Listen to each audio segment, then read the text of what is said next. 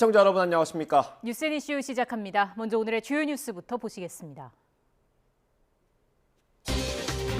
서울 지하철을 운영하는 서울교통공사 노동조합이 오늘부터 총파업에 돌입했습니다. 대체 인력 투입으로 우려했던 출근길 대란은 없었지만 낮 시간 운행률이 평소 70%대까지 떨어져 이용객 불편이 예상됩니다. 화물연대 파업이 일주일째 접어들면서 정부가 시멘트 운송 차량에 대한 업무 개시 명령에 이어 명령서 송달에 나섰습니다. 화물연대는 반헌법적 계엄령이라며 강력히 반발하고 있어 오후 2차 교섭도 난항이 예상됩니다.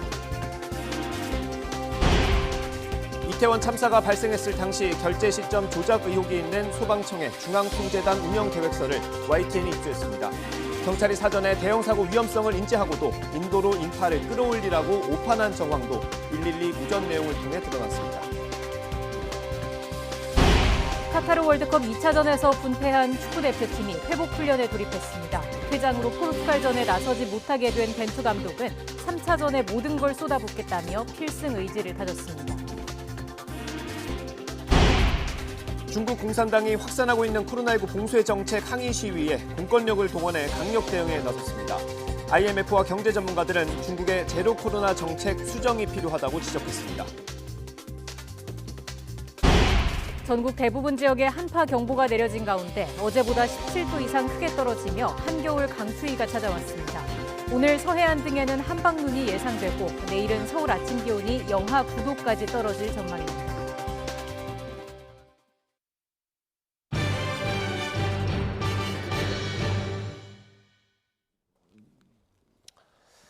화물연대 파업이 오늘로 일주일째입니다. 정부가 시멘트 분야의 업무 개시 명령을 내렸지만 화물연대 노동자들은 안전 운임제를 요구하면서 오늘도 거리로 나섰습니다. 취재기자 연결합니다. 양동훈 기자.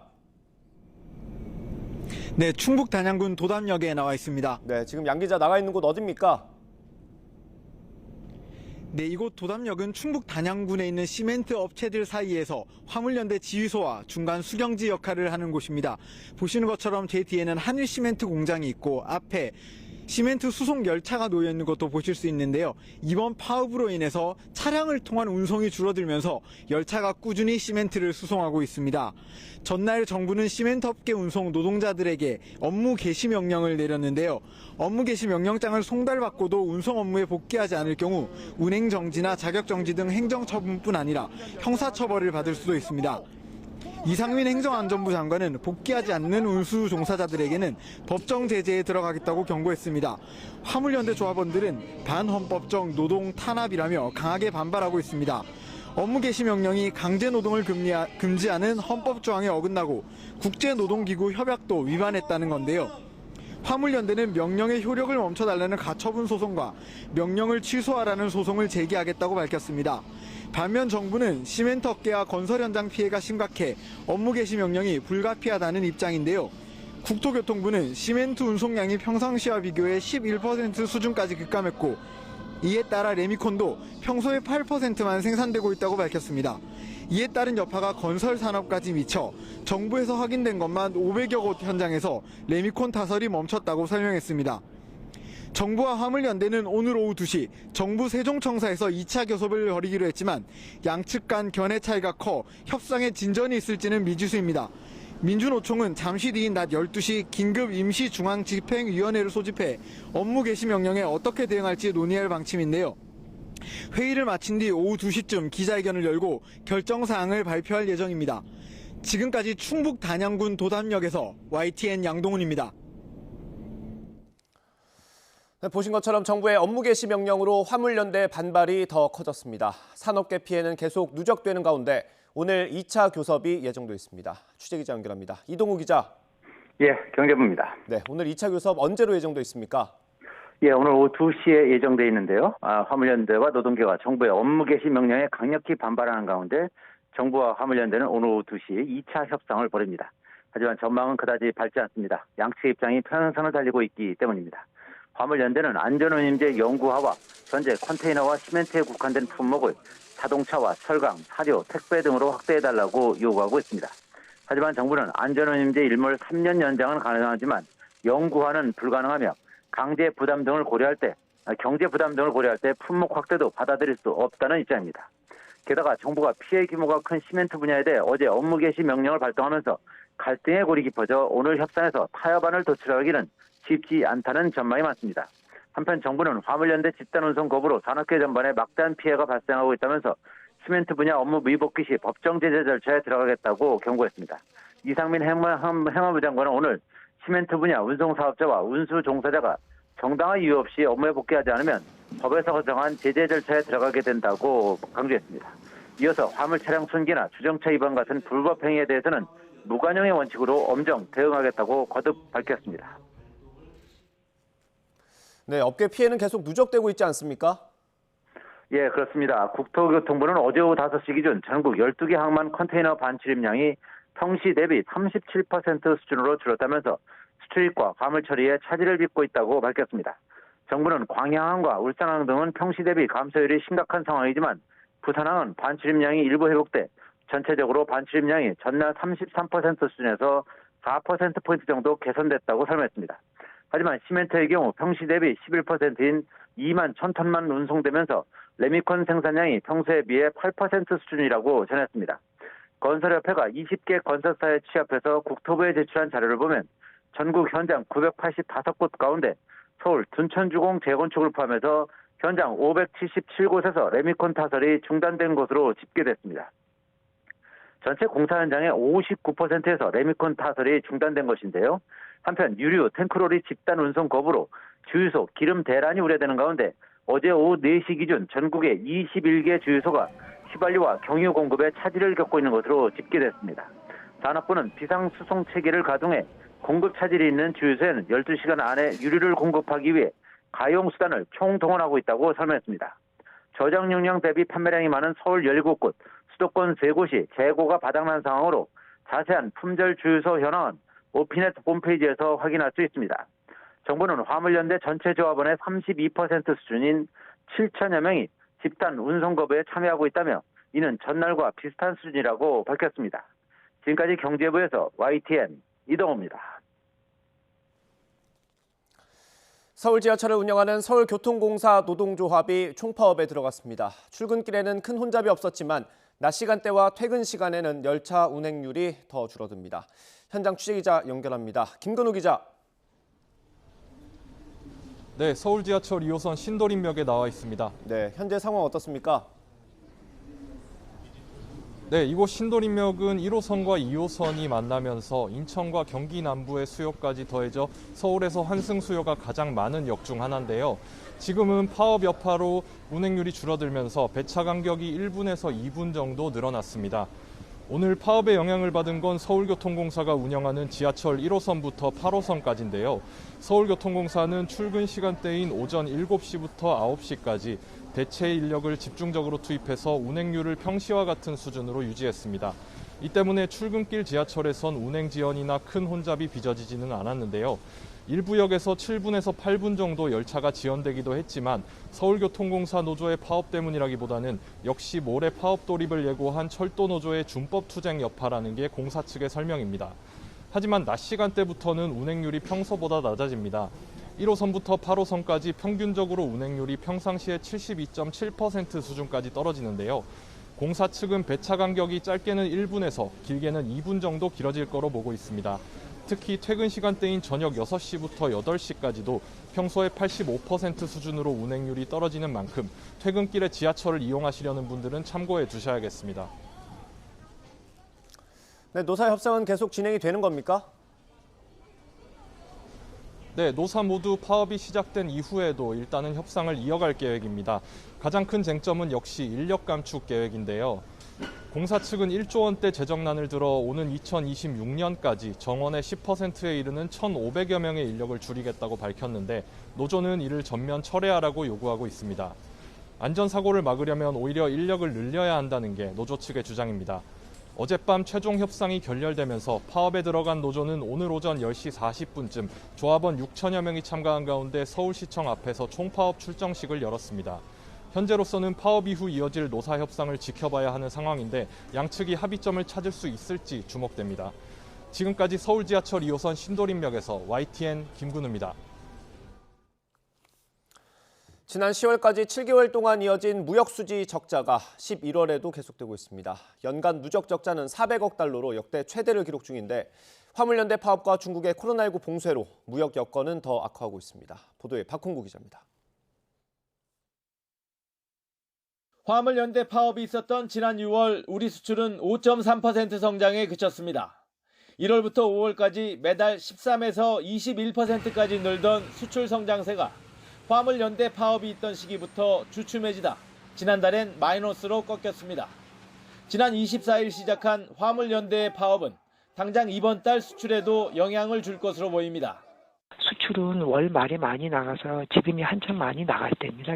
이거 며칠 올라가면 이번 달 수출에도 조금은 영향은 있을 겁니다.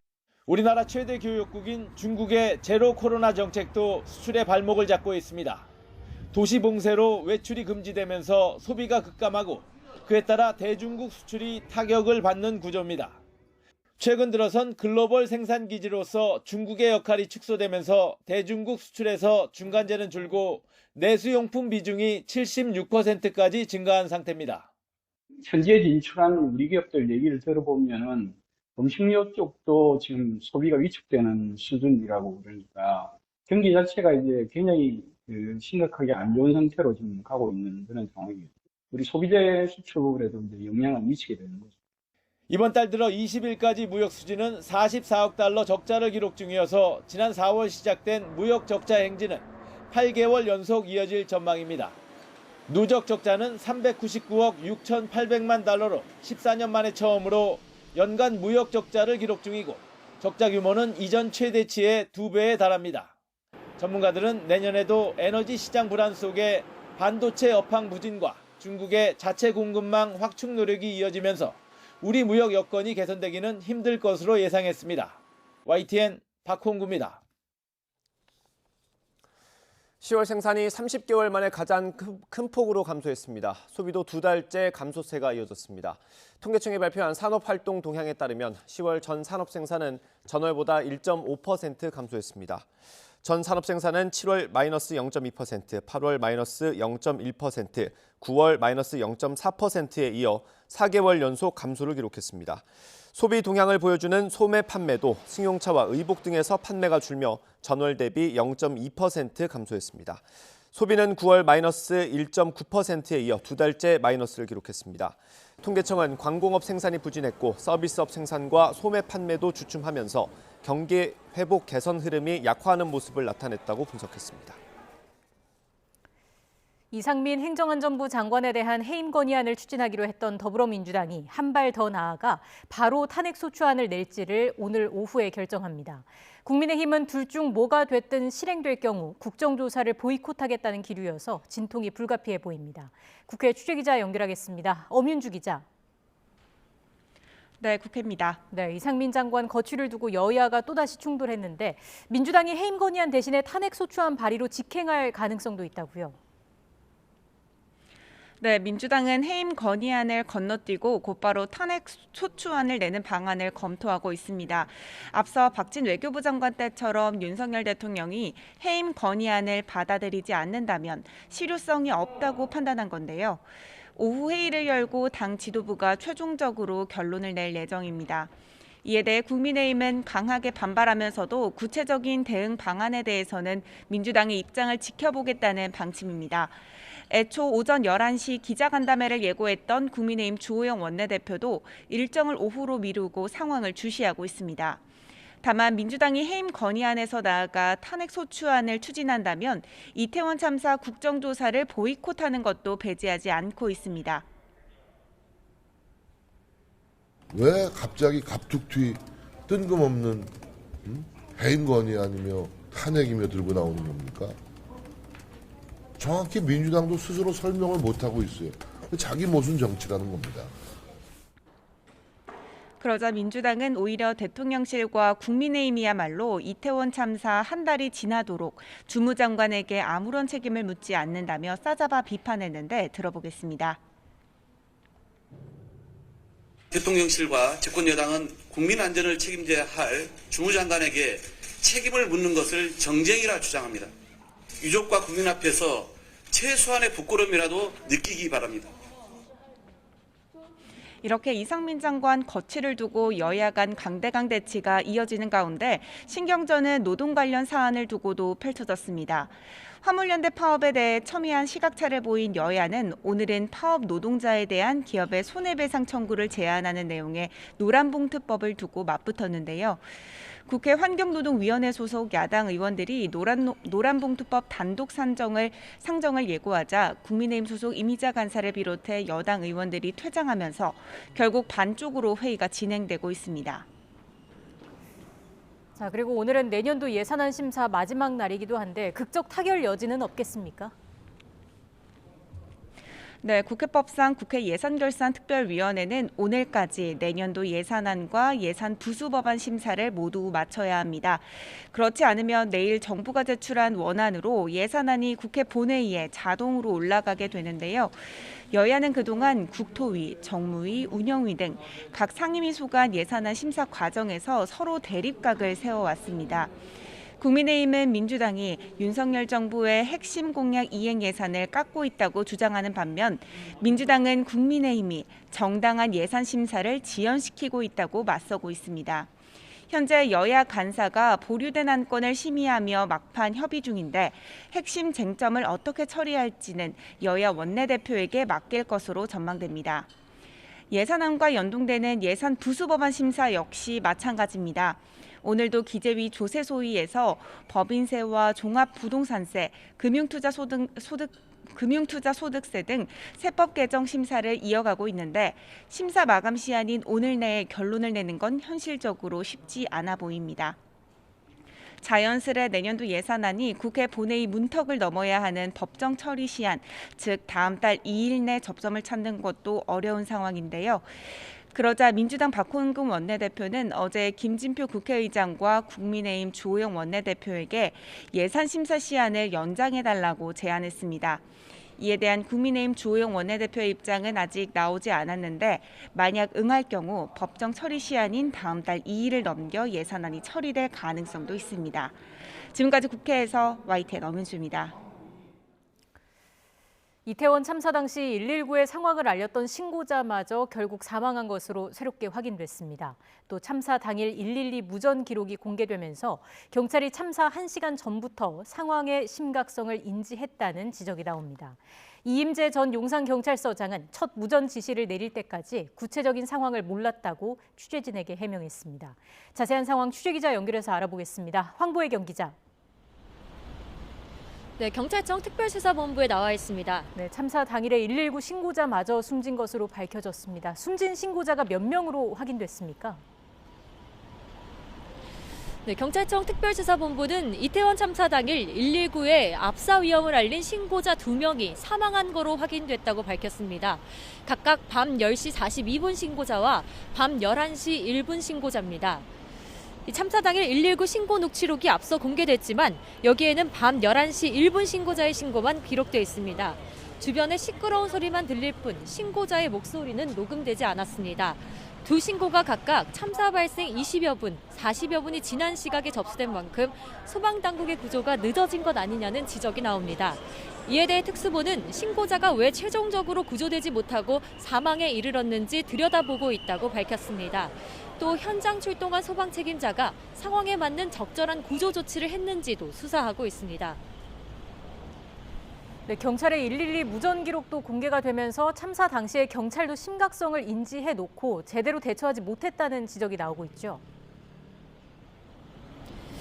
네, 이태원 참사가 발생하기 1시간여 전 서울경찰청 112 상황실이 대형 참사 위험성을 인지했던 거로 확인됐습니다. 상황실 근무자가 밤 9시쯤 이태원 일대에서 사고 위험이 우려되는 신고가 계속 접수되고 있다면서 용산경찰서에 질서 관리를 하라고 지시한 내용이 무전에 담긴 겁니다. 이임재 전 용산경찰서장 역시 애초 알려진 것보다 상황 심각성을 빨리 알았을 거란 의혹이 제기됐습니다.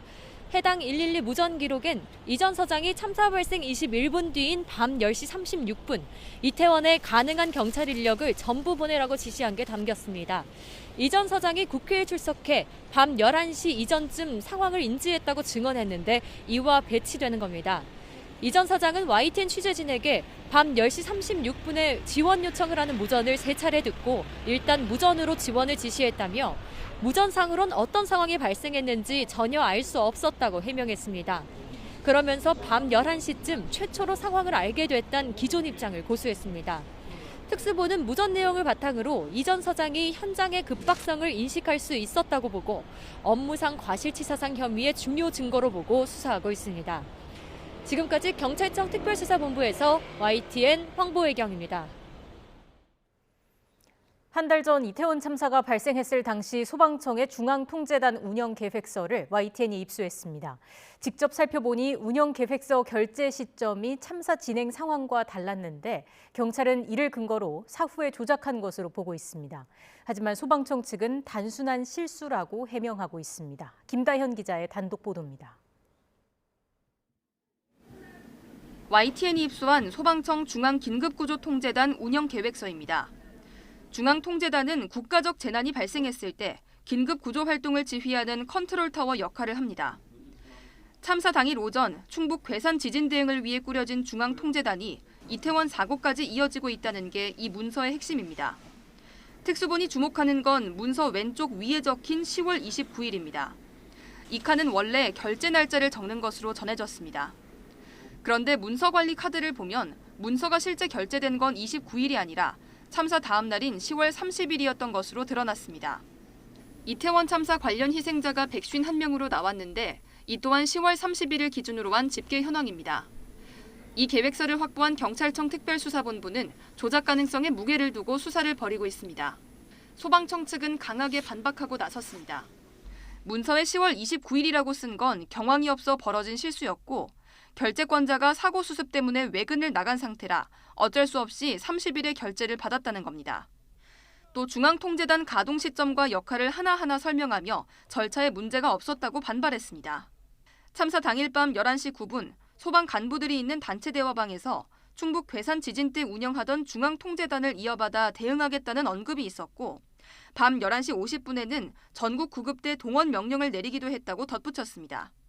이 같은 반박에도 특수부는 중앙통제단이 운영된 적이 없는 것으로 보고 혐의 입증을 자신하고 있습니다. 밤 10시부터 11시 때 내려진 조치들은 중앙통제단이 내린 게 아니며 이미 참사 당일 밤 소방 근무자 모두에 대한 조사를 끝마쳤다는 겁니다. 결국 해당 문건의 진위 여부, 그러니까 참사 당일 실제 중앙통제단이 운영됐는지는 수사 과정에서 드러날 것으로 보입니다. YTN 김다현입니다.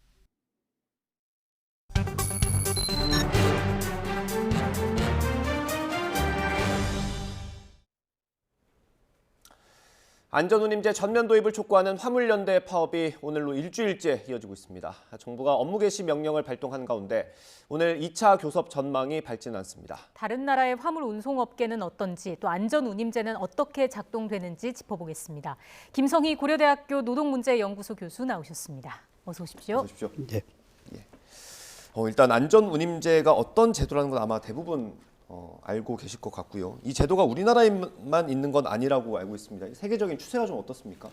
예, 세계적으로 많이 있는 제도는 아닙니다.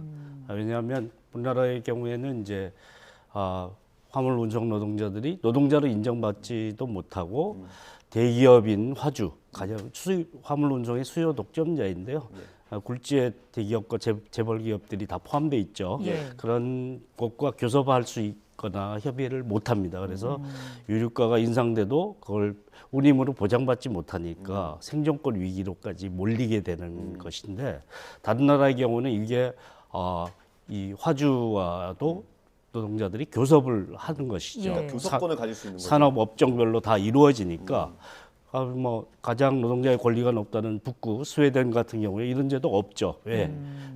노동조합의 단체 교섭 제도로 다 단지 운임만이 아니라 노동 시간이나 관련 복지나 이런 것까지 다 포괄돼서 적용되고 있기 때문에 이걸 법제도로 만들어야 되는 나라는 노동자로 인정받지 못하고 교섭이 안 되고 원청과 같은 존재인 화주와 아무런 교섭권을 가지지 못하는 이런 사각지대에 있는 나라에서 이런 문제들이 그러니까 해결하기 위해서 법제도로서 정부가 개입을 중재를 해서 제도를 만들 수밖에 없는 그런 시스템이기 때문에 법제도가 갖춰진 곳에서는 교섭제도가 갖춰진 곳에서는 예. 만들 필요가 없는 제도죠. 이게 지금 필요하다는 것 자체가 좀 우리나라로서는 좀 안타까운 현실인 거네요. 예, 노동자로 인정받지 못하고 노동조합으로도 인정받지 못하고 교섭권을 갖지 못하고 뭐 노동조합으로 인정받아도 우리는 하청인 경우에는 원청하고 실질적 사용자하고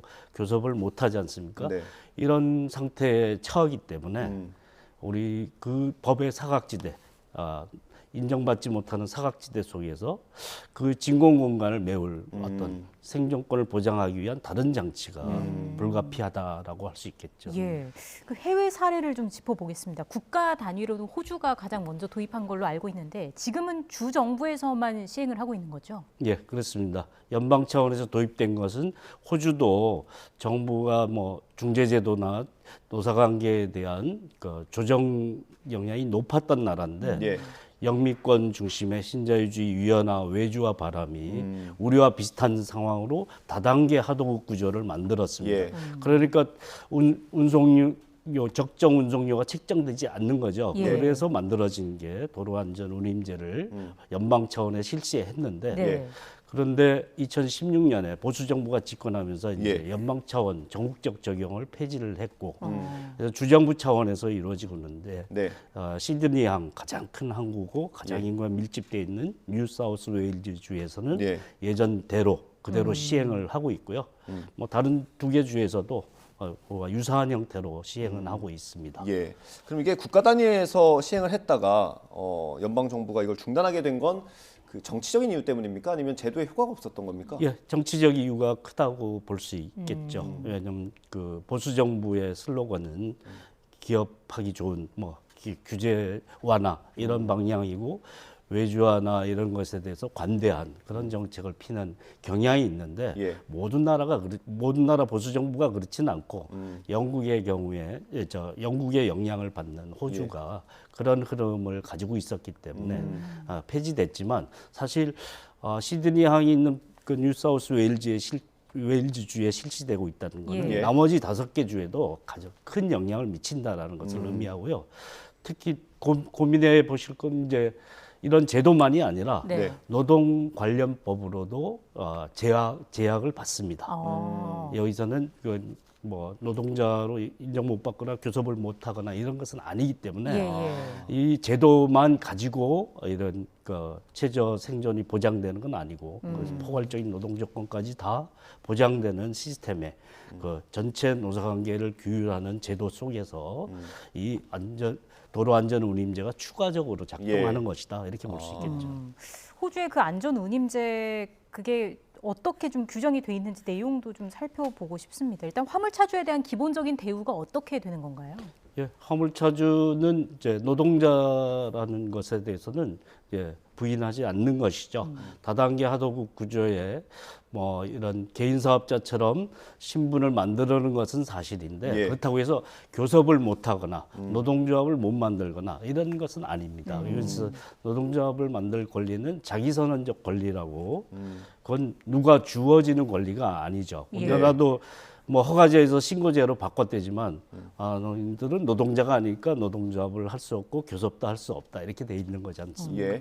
그런 상태에서 벗어나 있기 때문에 포괄적인 노동 조건에 대해서 사용자와 협약을 맺죠.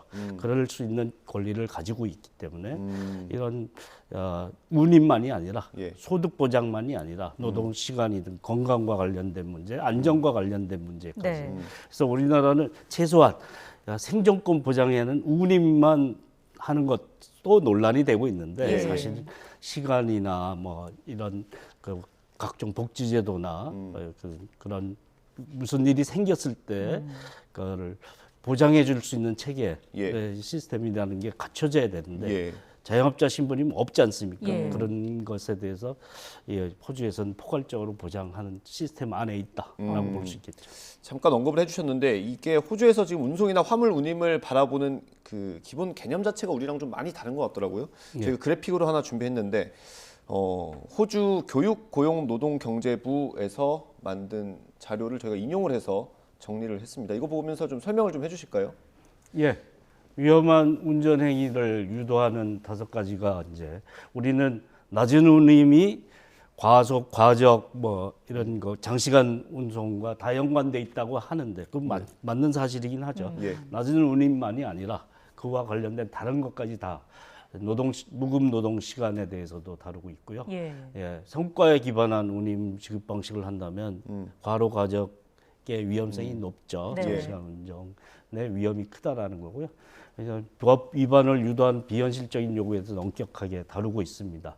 그다음에 이제 이런 5가지 원칙이라는 게 작용하는 데 있어서 제도만 만든다고 되는 것이 아니라 도로안전운임관리위원회라는 게 상설기구로 설치돼서 상시적인 감독과 그 지도가 이루어지고 있는 거죠. 준수 여부를 확인하는 장치가 체계적으로 만들어져 있습니다. 우리나라는 이제 만들어진 게 운임과 관련된 안전 운임 신고센터인데 뭐 형식적인 기구라고 할 수 있겠죠. 그래서 이런 걸 체계적으로 언제든지 추가적인 수익을 얻고자 하는 욕구에 이런 안전의 문제가 방치되기 쉽지 않습니다. 그걸 방비하기 위한 상설적인 기구가 있다라는 것이고요.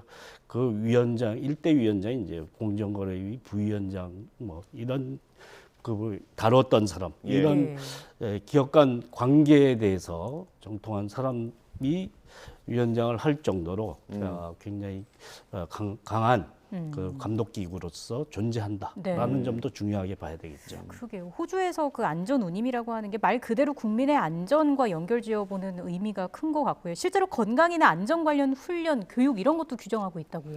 예, 그렇습니다. 호주도 그렇게 하지만 뭐 다른 나라도 최소한 노동 시간에 대한 것은 규정은 굉장히 강력하게 하죠. 가장 자유주의적인 미국이라는 나라도 노동 시간만큼은 엄격하게 다루고 있습니다. 왜냐하면 장시간 운전을 하게 되면 사고 위험이 높아지고 그게 자신의 위험만이 아니라 국민의 생명과 안전에도 굉장히 위협이 될 수 있기 때문에 굉장히 대형차가 초래하는 사고는 크지 않습니까? 그러니까 이런 문제에 대해서 EU의 규정도 굉장히 강력하게 작동하고 있고요. 그래서 노동시간 규정이 그 운임 책정만큼이나 중요하게 다뤄지고 있고 안전 교육이나 또 이 그 교육 훈련을 제대로 받아야 되는 그런 그 절차도 잘 규정되어 있습니다. 그래서 단지 생존권을 보장하는 시스템을 넘어서 생명과 안전을 중시하는 그런 관련된 노동 조건까지 잘 규정돼 있다 이렇게 볼 수 있겠죠. 그 호주 제도 특징 가운데 하나가 공급 사슬이라고 부르는 것의 최정점에 있는 그 사업자 책임을 좀 강력하게 규제한다는 건데 우리나라로 치면 아까 말씀해주신 뭐 대기업이 될 수도 있는 화주가 되겠죠. 어느 정도로 강력하게 책임을 묻습니까? 수출입 대기업이 뭐 컨테이너선이 대표적으로 그런데요. 화주에 대한 화주가 이 당사자로서 명확하게 책임 구조에 있다라는 것을 명시하고 있습니다. 우리는 이제 안전운임제 하에서 운임을 책정하는데 결정적인 역량을 가진 화주가 같이 참여해야 된다 정도를 규정하고 있고 뭐 낮은 처벌 수준을 가지고 있는데 처벌 수위도 높고요. 또 한편으로 관련 노동관계법에 의해서 공정노동법이라고 하는 호주의 법 체계 속에서 이런 위반했을 경우에 제재 조치가 다 따른다라는 점도 중요한 사안이라고 볼 수 있죠. 이게 호주에 지금 저희가 다루고 있는 이 제도와 노동 관련된 법안들이 좀 보조를 맞추는 그런 성격이 있는 겁니까? 그렇죠. 서로 보완되는 거고 그런 제도가 잘 갖춰져 있고 교섭권이 확립되어 있는 산별 수준에서 원청과의 교섭이든 하청과의 교섭이든 상관없이 포괄되어 있는 그런 나라에서는 이런 제도가 없는 거고요. 거기에 사각지대가 좀 존재하니까 이 호주에서는 이런 제도를 통해서 보완하는 시스템을 가지고 있는 건데 또한 공정노동법에 의해서도 철저히 감독될 수 있는 그런 병행 관리 체계다 이렇게 볼 수 있겠죠. 그렇군요. 이것도 좀 궁금하더라고요. 지금 우리나라 상황을 보면 파업과 업무 개시 명령으로 충돌을 좀 한 상황이잖아요. 업무 개시 명령이라는 거는 해외에서는 어떻게 되고 있습니까? 업무 개시 명령이 다른 나라에 있는지 사례 찾기는 참 상당히 어려운데요. 왜냐하면 우리나라의 특수한 그런 제도라고 볼 수 있습니다. 94년에 처음 의사법, 약사법에 도입됐는데 사실은 도입 근거는 우리나라 헌법에 근로의 의무가 있지 않습니까? 권리자 의무인 게 두 가지 중에 하나가 근로인데 근로의 의무라는 게 도대체 무엇을 의미하는지 구시대적으로 생각하면 문제가 생길 수 있는 사안입니다. 그래서 강제노동 금지라는 게 헌법에도 규정돼 있고 관련 법에도 있고 우리가 가입한 ILO 헌장에도 있는 중요한 사안입니다. 그런데 그 강제노동 금지 조항과 충돌 사안이 되는 그런 사안이고요. 그다음 직업 선택의 자유나 뭐 이런 그 자유권의 맥락에서 봤을 때 근로의 의무가 모호하기 때문에 우리나라는 그걸 가지고 있기 때문에 근거로 이 업무 개시 명령이라는 걸 도입할 수 있다라고 얘기했지만 여전히 우리나라 법 체계에서도 충돌, 헌법 위반 여부가 쟁점이 될 수 있는데 다른 나라의 경우에는 근로의 의무를 가진 나라는 별로 없기 때문에 강제노동 금지나 직업선택의 자유에 저촉될 가능성이 굉장히 높아서 이런 제도가 거의 없을 것이다라고 생각합니다. 오늘 저희가 안전운임제와 비슷한 제도를 운영하고 있는 호주 사례를 집중적으로 살펴봤는데 어떻든 뭐 산업과 노동 환경이 다르지 않겠습니까? 무조건 추출수는 없는 노릇이고요. 우리나라에서 어떤 방향으로 좀 이번 논의가 진행이 됐으면 좋을지 교수님 생각 마지막으로 듣고 마무리하겠습니다. 법의 사각지대에서 불가피하게 운임을 통해서라도 생명과 안전을 좀 더 지키는 제도를 정도라도 갖추는 게 필요하다. 이런 공감대는 있다라고 생각을 합니다. 이 제도는 유지되는 게 필요한데 여전히 이제 또 6월에 1차 파업 이후에 또 한 번 하게 된 게 그때 합의가 완결되지 않았기 때문에 생긴 거거든요. 연장이냐 뭐 일몰제를 아예 폐지하고 상시 제도화하느냐 하는 첫 번째 쟁점과 두 번째 적용 범위가 컨테이너와 시멘트 운송에만 적용되는데 그 노동자들만 유류가 인상 때문에 생존권 위기에 몰리는 건 아니지 않습니까? 철강이나 다른 자동차나 정유나 뭐 이런 유사한 그런 항만 운송을 주로 하는 대형 화물 모든 업체에 적용되는 게 필요하겠죠. 그런데 지금 노정이 충돌하고 있으니까 사실은 이미 뭐 검증됐어야 하지만 효과를 검증하는 절차를 가지고 3년 연장을 하되 적용 범위는 좀 더 보편적으로 적용될 수 있는 제도를 갖추는 게 맞다고 생각을 합니다. 왜냐하면 모든 피해 당사자의 같은 제도가 적용되는 게 필요하기 때문에 적용 범위는 확대하고 적용 시한에 대해서는 정부가 한 번 더 확인하는 객관적으로 확인하는 절차를 가지기를 그렇게 하는 방안이 지금 노정교섭을 마무리할 수 있는 방안이 아닐까 생각합니다. 알겠습니다. 여기까지 이야기 듣겠습니다. 김성희 고려대학교 노동문제연구소 교수와 함께했습니다. 고맙습니다. 고맙습니다.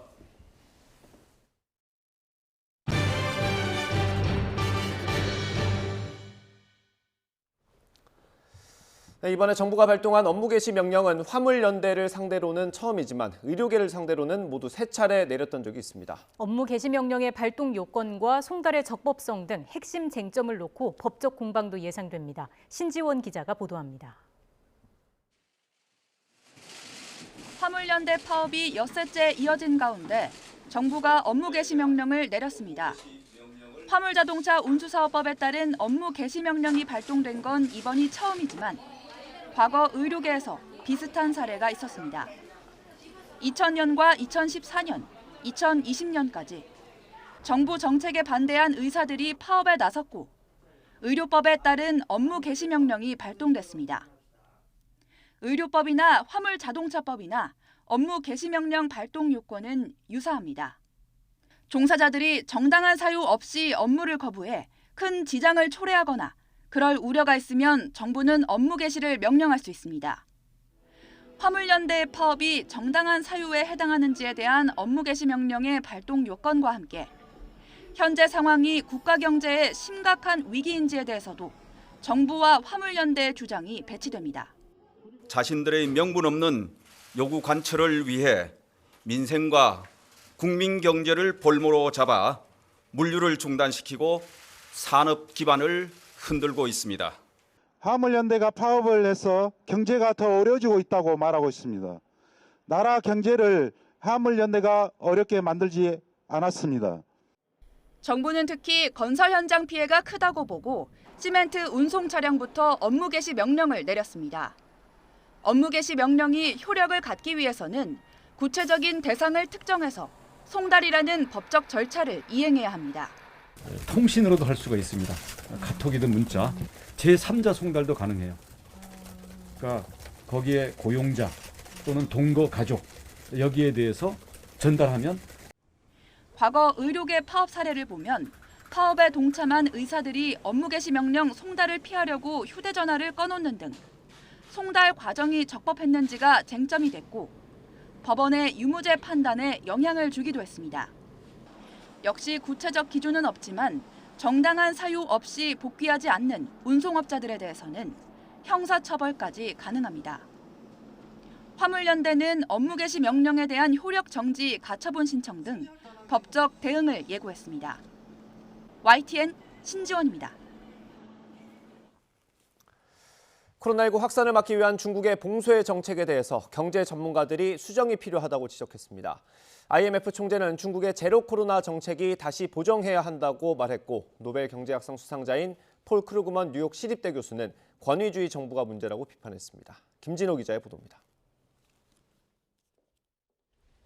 게오르기에바 IMF 총재는 중국의 봉쇄 정책으로 중국은 물론 세계 경제에도 타격이 컸다며 정책의 재보정이 필요하다고 지적했습니다. We have been recommending for some time now a recalibration of China's zero COVID policy, exactly because of the impact it has both on people and on the economy. 게오르기에바 총재는 강력한 봉쇄 정책에서 벗어나 목표를 겨냥한 정교한 조치로 바꾸면 큰 경제적 비용 없이 코로나19의 확산을 막을 수 있다고 강조했습니다. IMF는 올해 중국 경제 성장률이 3.2%로 세계 경제 성장률을 하회할 것으로 전망했고 현재의 제로 코로나 정책을 폐지한다면 내년 경제 성장률은 4.4%에 달할 것으로 전망했습니다. 폴 크루그먼 교수는 중국이 코로나19와의 전쟁에서 패배한 것은 실패를 인정하지 않는 권위주의 정부 때문이라고 분석했습니다. 크루그먼 교수는 코로나19 발발 초기에는 바이러스 확산 속도를 늦추기 위해 중국식의 엄격한 봉쇄 정책이 합당했지만 이제는 상황이 달라졌다고 말했습니다. 앞서 2020년 초반에는 뉴질랜드, 타이완 등 방역 선진국으로 꼽히는 많은 국가가 강력한 봉쇄 조치를 시행했지만 백신 접종률이 높아지자 이런 국가 대다수가 관련 조치를 완화했다고 설명했습니다. 반면 중국은 2년째 아파트 봉쇄 등 고강도 봉쇄 조치를 유지하는 실수를 저지르며 정반대의 길을 걸었다고 지적했습니다. 그 결과 지난 며칠간 중국의 각 도시에서 봉쇄 정책에 항의하는 시위가 벌어지고 있지만 중국 정부가 실수를 인정하지 않은 채 유리한 증거만 취사 선택하고 있다고 비판했습니다. YTN 김진호입니다. 낮에도 영하권 추위가 계속되고 있습니다. 전국 곳곳에 한파특보가 이어지는 가운데 현재 서울 기온은 영하 4.3도를 나타내고 있고요. 한낮에는 영하 3도까지 오르는 데 그치면서 종일 춥겠습니다. 특히 12월의 첫날인 내일은 서울 아침 기온이 영하 9도까지 떨어지면서 이번 추위가 절정에 달할 것으로 보입니다. 갑작스러운 추위에 건강 잃지 않도록 보온에 각별히 신경 써주시기 바랍니다. 강추위 속 어젯밤 서울에는 첫눈이 관측됐습니다. 오늘과 내일은 서해안과 제주도에 한방눈이 내리겠는데요. 많은 곳에 7cm 이상의 눈이 예상돼 대설특보 가능성이 있습니다. 대비를 철저하게 해주시기 바랍니다. 그 밖에 내륙은 오늘 대체로 맑겠지만 서울 등 수도권과 동해안을 중심으로는 대기가 무척 건조하겠습니다. 바람도 강하게 부는 만큼 대형 화재가 발생하지 않도록 신경 써주시기 바랍니다. 오늘 낮 기온은 서울 영하 3도, 대전 0도, 대구는 2도 등 대부분 5도를 밑돌겠고요. 찬바람의 체감 추위는 더 심하겠습니다. 주말과 휴일에는 기온이 다소 오르겠지만 여전히 예년 기온을 밑도는 영하권 추위가 이어질 전망입니다. 날씨였습니다.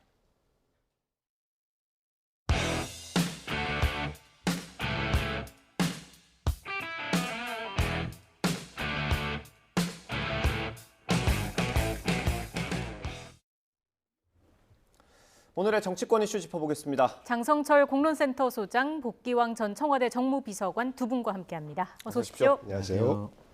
안녕하십니까. 이상민 장관의 해임 건의안 얘기부터 시작을 해보겠습니다. 사실 민주당에서 해임 건의안도 약간 머뭇거리는 것처럼 어제는 보이기도 했거든요. 근데 지금은 한 발 더 나갔어요, 오히려. 그 이유가 뭐라고 보세요? 탄핵소추안 뭐 제출하겠다, 예. 뭐 이런 식으로까지 확대하고 있는데 도저히 이해가 가지 않습니다.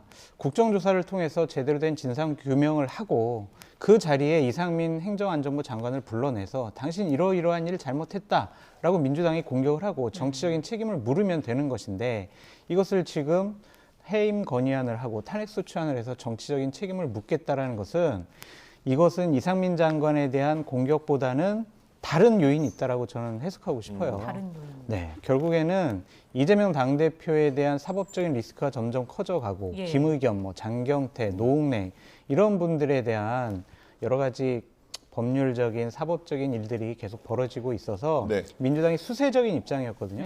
근데 이 해임 건의안을 내고 탄핵소추안을 내므로써 프레임을 전환시켰어요. 네. 지금 민주당에 대한 어떤 공격보다는 민주당이 다시 여권과 국민의힘, 대통령을 공격하는 형식으로 많이 바뀌었거든요, 양상이. 주도권을 지금 민주당이 잡았다, 저것을 내므로써.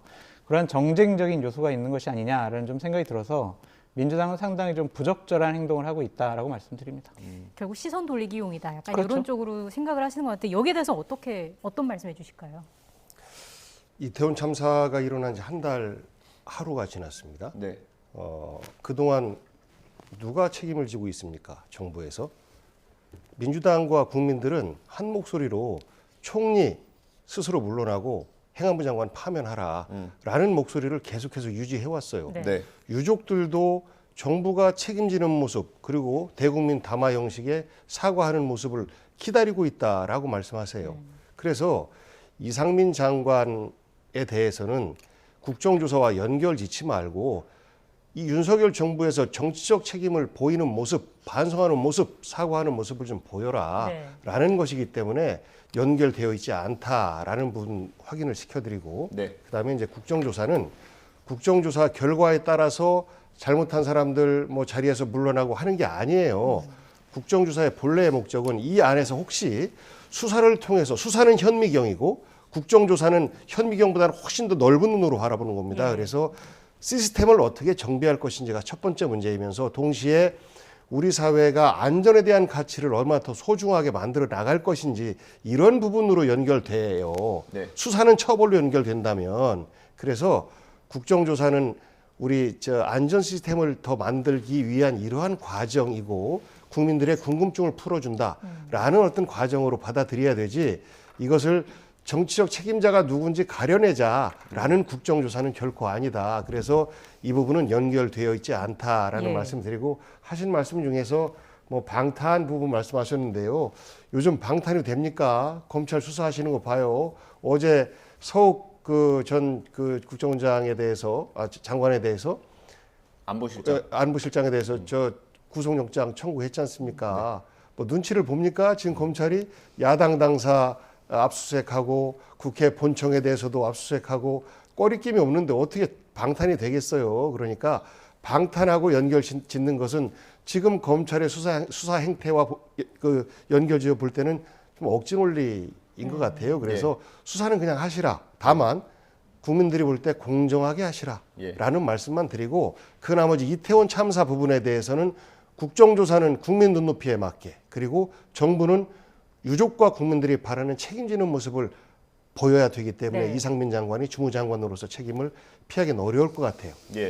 그런 말씀이라면 국정조사 전에 이상민 장관 해임안을 우리가 처리하겠다, 추진하겠다, 탄핵까지도 하겠다라고 미리 말씀을 하셨어야 돼요. 국정조사 합의해 놓고 난 다음에 해임 건의안 제출할 거야, 탄핵 소추할 거야 이런 식의 얘기는 여당에게 국정조사를 참여하지 않을 명분을 주는 거예요. 그게 과연 민주당에게 좋은 일일까라고 좀 생각이 듭니다. 그러니까 이러한 것들은 대화 타협을 하면 돼요. 그래서 여러 가지 논의를 통해서 새로운 합의점을 찾아가면 되지. 자, 우리 의석수 많으니까 예산안도 우리 마음대로 할게. 해임 건의안, 탄핵 소추안 우리 의석수로 다 처리할 수 있어. 이런 식으로 밀어붙이게 하는 것은 민주당이 아직도 자신들의 힘을 정쟁에 이용하려고 하는 것이 정쟁에 이용하려고 하는 것이구나라는 인상을 국민들에게 줄 수밖에 없다라고 좀 말씀을 드립니다. 예. 이게 뭐 해임 건의안을 낼지 아니면 탄핵소추안을 낼지 아직 결정은 안 됐고 오늘 오후에 다시 한번 논의를 한다고 하는데 탄핵소추안 뭐 내부적으로 검토를 했다고는 하는데 가능하겠습니까?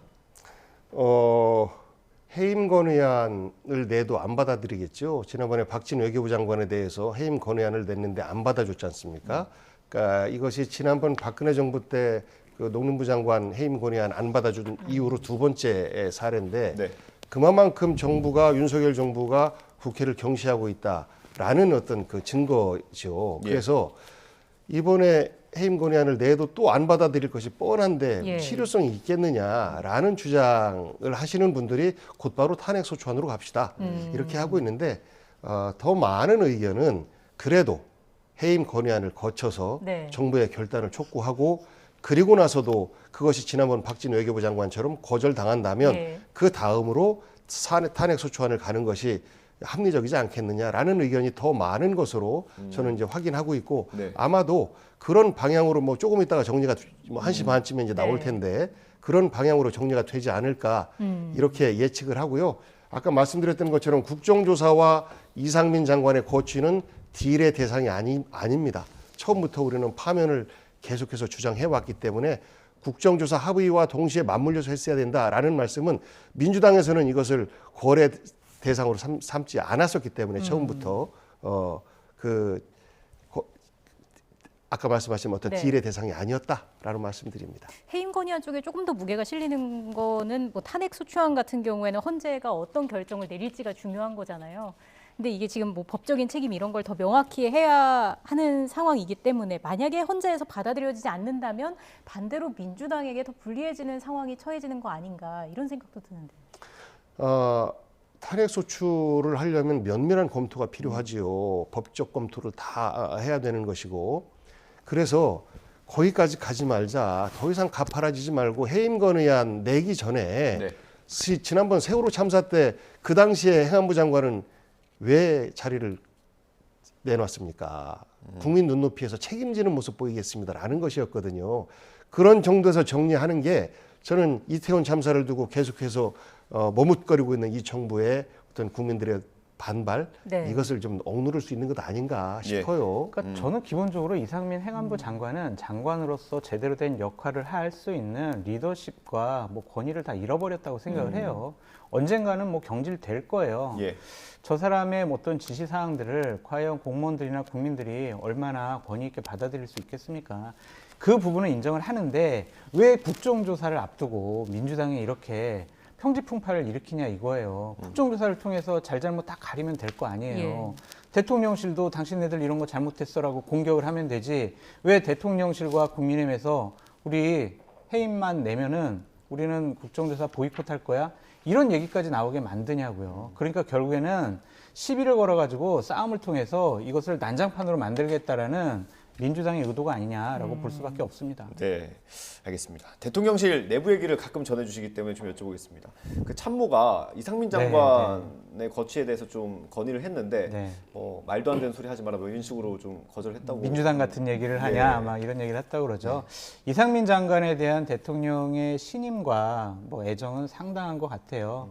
그리고 밀려서 우리가 경질하면 안 된다라는 것도 있고 아니 법적으로 잘못이 없는데 왜 장관을 왜 날려? 정치적인 공세로 날리면은 우리 장관들 내가 지킬 수 없어. 이런 생각과 판단을 하고 계시는 것 같은데 저는 어쨌든 대통령의 생각이 그렇게 썩 옳아 보이진 않습니다. 어쨌든 장관은 정치적인 책임을 져야 할 자리이기 때문에 이렇게 대형 참사가 일어났고 국민과 야당에서 좀 책임을 물는다라고 얘기를 한다면 그 민심을 받아들이는 것도 대통령의 역할이 아니냐라고 말씀드려요. 이번에 민주당 같은 소리 하고 있네라는 말씀 속에서 얼마나 윤석열 대통령이 민주당을 혐오하고 있는지가 나오는 거예요. 그 잔소리를 들은 그 참모는 얼마나 민망했겠습니까? 저는 민주당 같은 소리 이 속에 국민들의 소리가 섞여 있는 겁니다. 들어가 있는 겁니다. 그 겸손하지 못한 대통령의 모습, 소통 안 하려고 하는 대통령의 모습이 들여다 보이고 그 다음에 이런 말들이요 다 밖으로 나옵니다.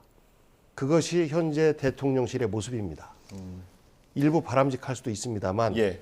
일부는 또 국민들이 좀 불편해할 수 있는 말씀들은 좀 걸러줬으면 좋겠는데 서로 나는 이런 정도의 정보력을 갖고 있어라는 정보 싸움들을 하고 있는 것 같은 여권 내부 그리고 대통령실 내부의 모습을 적나라하게 보고 있는 것 아닌가 싶어요. 예. 이게 뭐 사실이라면 이 건의를 했다는 참모가 있는 것만으로도 좀 건강하다는 신호로 볼 수 있습니까? 이게 정상적이죠. 예. 이게 상식적인 참모의 역할이다라고 보여지는데 저는 기본적으로 어쨌든 국정조사를 앞두고 정쟁과 파장을 불러일으킬 여러 가지 조치를 취하는 민주당이 기본적으로 너무나 큰 잘못을 했다라고 생각이 드는데 국정조사 계획서가요. 여야 합의로 처리가 됐어요. 네.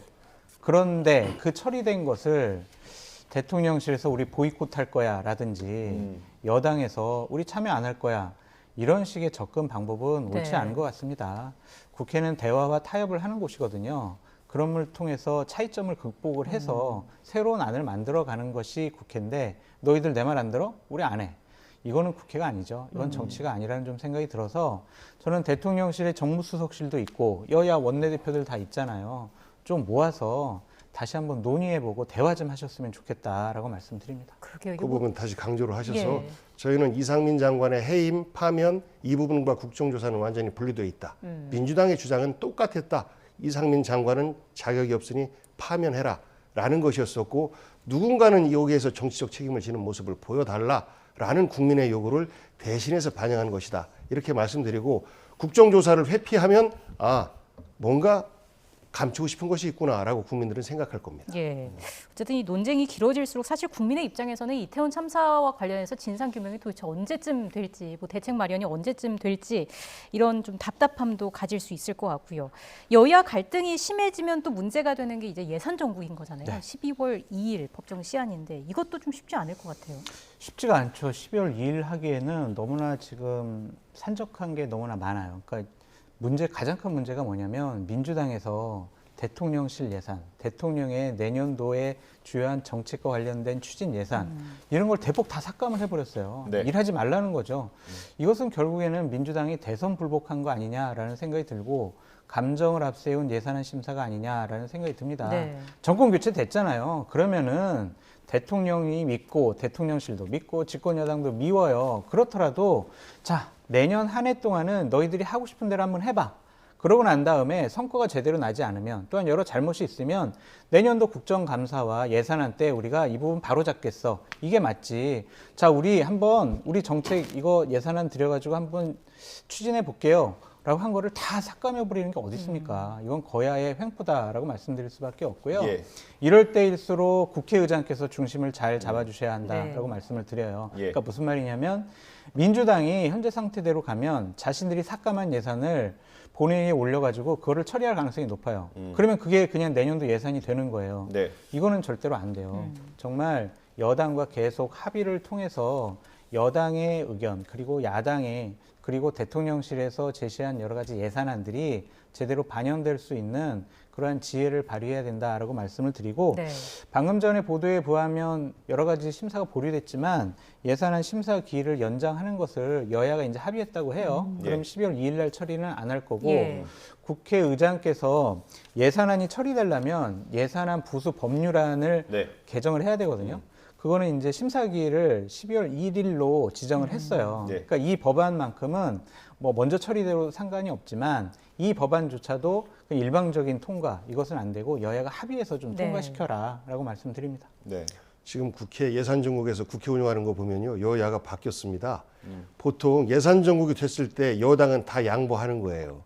예산안 법정 시일 내에 정상적으로 운영될 수 있도록 그리고 대통령의 주요 관심 사업비 이런 것들을 지켜내기 위해서 양보를 해요. 야당의 핵심적인 요구가 뭡니까? 라고 하면서 양보하는 과정에서 이제 서로 정치적 협상이 주어지는 건데 어제 보니까 이 국정조사하고 이상민 장관 해임권과 관련해서 여당에서 예산 협상에 불참했어요.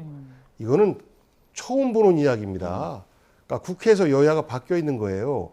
여당은 국회를 보면 약자입니다. 다 반발하지 않게 어쨌든지 간에 이렇게 막 함께 가기 위한 노력들을 해야 되는데 네. 준예산 얘기가 먼저 나와요. 뭐 예산 거부하려면 거부해. 법적으로 우린 준예산 할 수 있으니까 이런 이야기가 여당에서 먼저 나온다. 저는 정말로 깜짝 놀란 협상이나 대화 이런 거 없다. 우리 마음대로 한다라는 말인 것 같아요. 그리고 주요 그 윤석열 대통령이 공약했거나 주요 정책 사업들 살리고 싶겠죠. 그러면 야당에서 이야기하는 지역화폐 예산 그리고 또 공공주택 예산 그리고 어르신들 경로당 그 예산이 개소당 약 300만 원 정도가 줄어요. 네. 이런 예산들 그 야당에서 요구하는 것들 상징적으로 살려주면 됩니다. 그리고 일부 올리고 내리고 좀 하면 얼마든지 조정이 돼요. 액수도 그다지 많지 않아요. 이런 부분에 대해서 전혀 협상이 안 됩니다. 오로지 우리의 요구대로 해달라라는 거예요. 그러면 이것을 어떻게 야당이 받을 수가 있겠습니까? 지금까지 예산 협상이 그렇게 된 적도 없어요. 더더군다나 여소야대 정국이다라고 한다면 더 그 야당의 말을 듣고 이것을 예산에 반영하기 위한 노력들을 더 해야 되는데 지금은 자세가 어떠냐면 거대 야당이 어떻게 횡포하는지 국민들께 보여줄 거야. 이런 것 같아요. 그래서 예산안 통과 안 돼도 돼. 이런 모습으로 보입니다. 저는 대통령이 국민과 타협해 가면서 국민들에게 양보해 가면서 나의 생각과 국민의 생각이 차이가 난다면 나의 생각을 일부 조금 양보해 가면서 나라를 운영하는 이런 모습들을 좀 보여줬으면 좋겠어요. 그게 이번 예산 정국에서 어떻게 나타날지 저도 좀 궁금합니다. 그 말씀 맞긴 맞는데 거야의 행포를 보여주기 위한 야당의 술책이다. 이것은 복경 비서관님의 마타도어다라고 좀 말씀드리고 싶고 결국에 국회의 가장 큰 힘은요. 의석수에서 나와요. 의석이 정말 비정상적으로 너무나 많은 민주당이 예산안 정국을 주도할 수밖에 없습니다. 야당이 보이콧하고 뭐 참여 안 하고 뭐 방해놓고 이런 게 아니라 일방적으로 밀리고 있다. 이 부분만큼은 지역화폐 예산 5천억, 7천억이에요. 적은 예산 아니잖아요. 그러면 다른 부분 깎아야 되는데 여야가 합의해서 해야지 일방적으로 증액시켜놓고 물론 기재부가 동의를 안 하겠지만 이런 식의 접근 방법은 옳지 않고요. 일단은 정권 교체 됐잖아요. 그러면은 여당이 일할 수 있도록 야당이 이번에는 대폭적인 양보가 필요한 시점이다라고 말씀드려요. 제가 국회 출입할 때 예산안 심사할 때 밤을 샜던 기억이 있습니다. 기간이 상당히 길지 않습니까? 한 달 정도 있는데 꼭 마지막 하루 이틀 정도 이렇게 밤을 새서 하더라고요. 이번에도 똑같은 일이 재현될 것 같아요. 그게 이제 정치적 협상입니다. 여야에서 하다못해 정의당에서 주요하게 생각하는 예산이 뭐냐 이런 것들을 양보하면서 그럼 대신에 우리는 중요 순서에서 이런 그 정부 예산들을 삭감시켜서 일부 예산을 늘리든지 해가면서 협상안이 나오는 거거든요. 최종안이. 그런데 지금은 그런 모습들이 안 보여요. 5천억, 7천억 이거요. 예산안 협상하는데 굉장히 적은 금액입니다.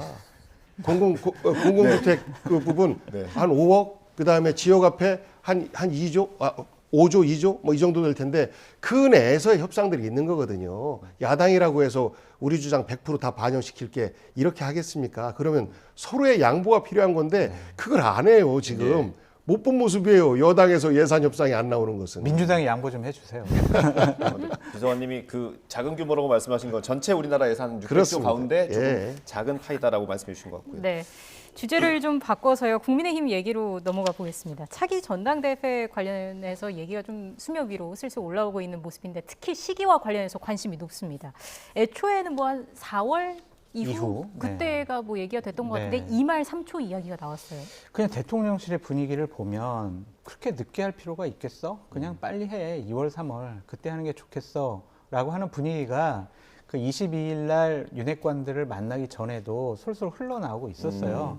그러한 얘기, 대통령께서 전당대회를 바라보는 시점과 뭐 후보군 이런 것들과 관련해서 그때 이제 논의가 됐을 것이라고 생각이 들었고 그때 이후로 본격적으로 당에서 그런 얘기들이 솔솔 많이 계속 나오고 있어요. 결국에는 정진석 비대위원장의 임기와 맞물려서 대략 2월, 3월 정도에 하지 않을까라는 생각이 들어요. 늦출 이유가 없어요. 그냥 빨리 지도부 체제를 안정화시켜서 총선 대비를 하는 것이 맞지 비대위 체제 자체를 길게 끄는 것 자체가 뭔 의미가 있을까라는 생각이 들고 당원과 국회의원들, 일반 국민들의 선택에 의해서 뽑힌 당대표가 당을 안정적으로 이끌어가는 것이 맞다라고 보여집니다. 이 전당대회 얘기가 대통령과 그 여당 의원들이 만난 이후에 흘러나오는 것에 대해서 어떻게 생각하세요? 전당대회를 2월에 하든 3월에 하든 혹은 5월에 하든 그건 알아서 하시라. 국민들 별 관심 없습니다. 그건 내부 사정인데 문제는 정진석 비대위원장과 비대위원들의 그 관저 초청 만찬을 했지 않습니까? 네. 공식적으로. 그런데 그 전에 윤핵관 핵심 4인방 부부 동반 만찬을 했다는 거예요. 네. 그리고 이것이 언론에 나오는 것이 비대위원장이 대통령과 만찬을 했다라고 하는 것이 나오고 나서 언론에 흘러나와요. 우리가 먼저 만났다. 네. 정말 이게 뭡니까? 이게 여당 맞습니까? 서로 힘자랑하고 있는 거예요. 우리가 더 세. 우리가 대통령 먼저 만났어. 이 국민들 걱정을 한없이 끼쳐드리는 거예요. 그러면서 윤핵관들은 2, 3월 유정하고 그러니까 정진석 비대위원장은 5월쯤 이야기하고 네. 뭐 그러니까 비대위원장 임기 늘리려고 하는 거 아니냐 뭐 이런 이야기도 나오고 엉망이죠. 이렇게 그 당조차도 이렇게 운영하는데 국가는 어떻게 운영하겠습니까? 보이는 거거든요.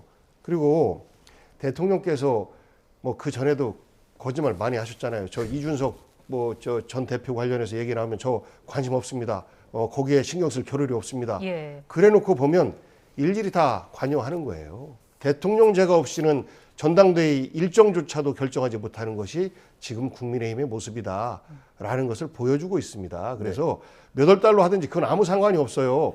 민주적으로 하시고 국민들로부터 기대를 받는 전당대회를 해서 지금 떨어져 있는 대통령실의 지지도, 국정 지지도 그리고 여당의 어떤 지지도 이런 것들이 일정 정도 회복해 주는 게 저는 대한민국을 위해서 좋다라는 말씀 드려요. 다음 총선을 바라보면 민주당 입장에서는 여당이 회복되는 게 불편할 수 있겠습니다만 저는 대한민국을 위해서라도 이렇게 정말 엉망으로 운영되는 모습만큼은 피해달라라는 요청을 좀 드리고 싶습니다.